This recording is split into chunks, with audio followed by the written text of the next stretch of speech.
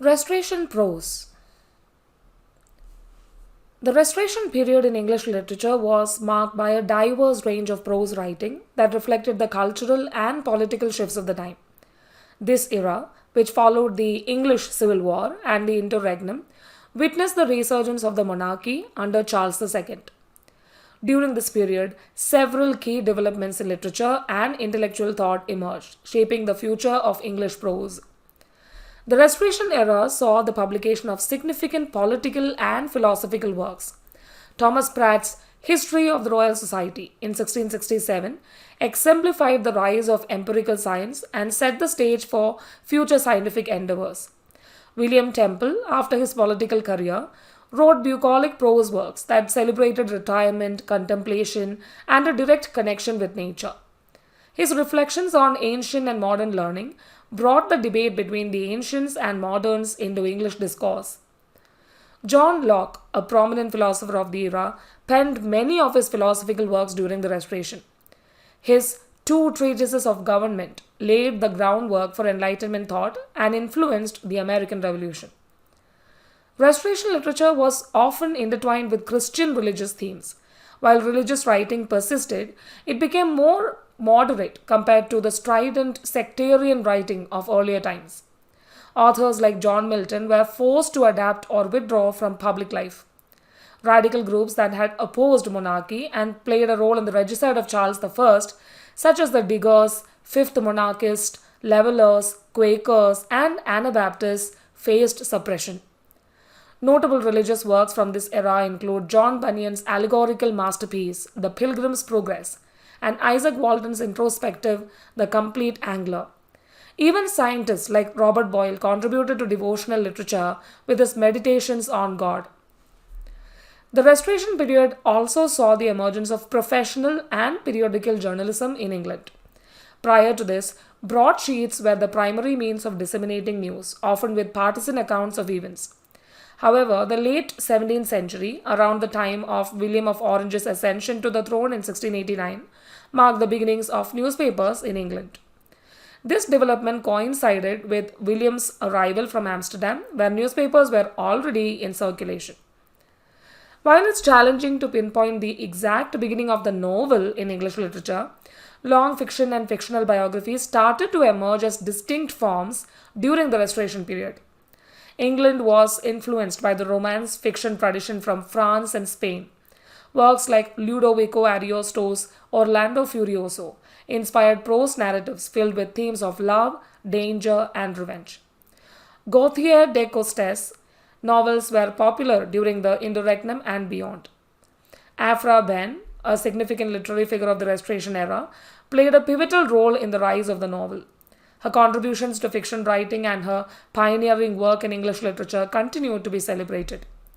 In summary, the Restoration period in English prose witnessed a fusion of religious, philosophical, journalistic, and fictional writing that reflected the complex socio-political landscape of the time.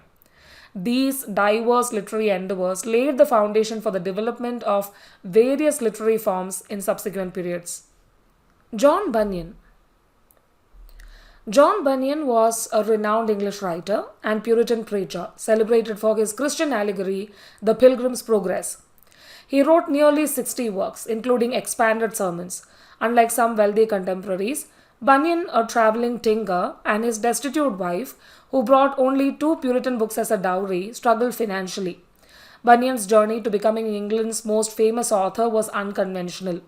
His conversion process began with the books his wife brought to their marriage. He abandoned recreations like dancing and sports, embraced church attendance, and battled temptations fiercely. He described a pivotal moment when he was tempted to forsake Christ, but his commitment grew through Christian fellowship and the mentorship of John Gifford, a minister at a separatist church in Bedford.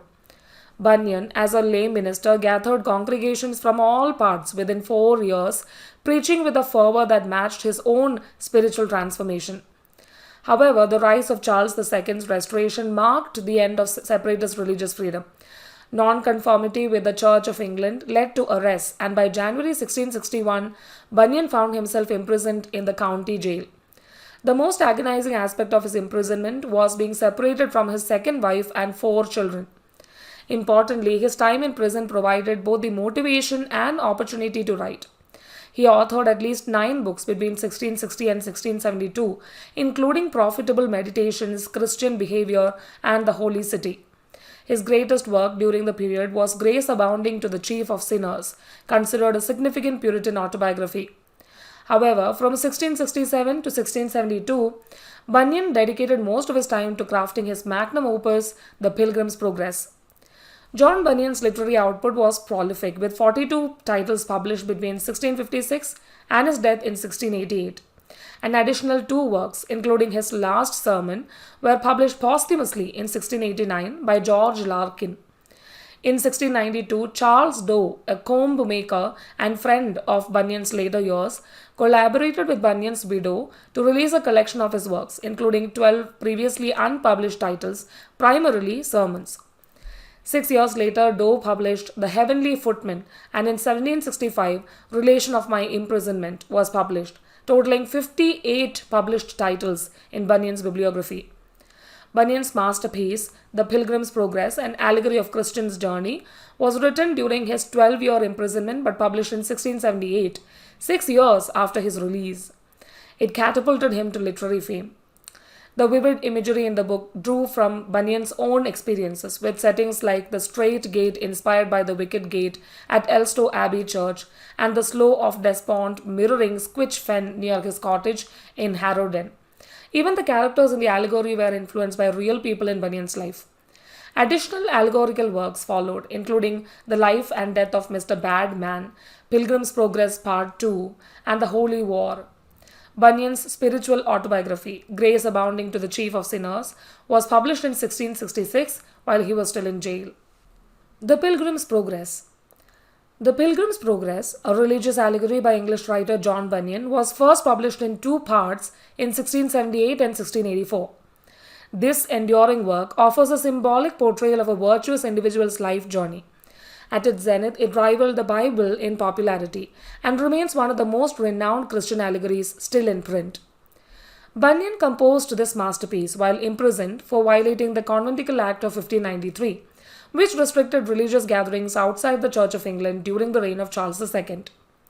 First part.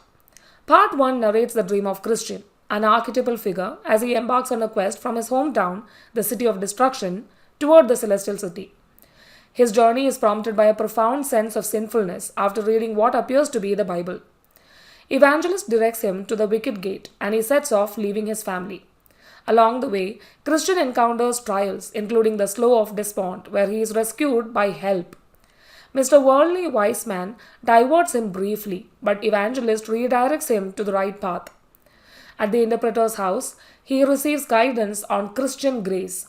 As he progresses, Christian's burden of sin finally falls away after encountering a cross and a sepulchre. He is given a sealed scroll to present at the celestial gate. Christian faces challenges like the hill difficulty, where he initially loses his scroll but retrieves it later. He visits the palace Beautiful, meets virtuous damsels, and receives armor. His journey continues through the valley of humiliation and a battle with Apollyon. He endures the ominous valley of the shadow of death and enters the town of Vanity. There, he and Faithful are arrested, and Faithful is executed, while Christian is imprisoned. Hopeful becomes Christian's companion, and together they traverse various obstacles, including Vanity Fair. They encounter Doubting Castle, face imprisonment and despair, but ultimately escape with a key called Promise. They arrive at the Delectable Mountains, close to the Celestial City, and pass a faith test by crossing a river. After presenting their scrolls, they gain entry to the Celestial City. The second part. The second part depicts the pilgrimage of Christian's wife, Christiana, their sons, Mercy, and a maiden. They visit the same places as Christian, with additional stops, including Gaius Inn. The hero is Greatheart, their guide, who defeats giants and monsters, such as Giant Grim and Giant Despair. Mr. Feeblemind initially hesitates but joins the group, facing challenges like Bypath Meadow and Doubting Castle. They free captives and eventually reach the land of Beulah. Crossing the river of death, they record their last words before entering the Celestial City. Christians' four sons and their families stay behind for the church's support, emphasizing Bunyan's religious perspective.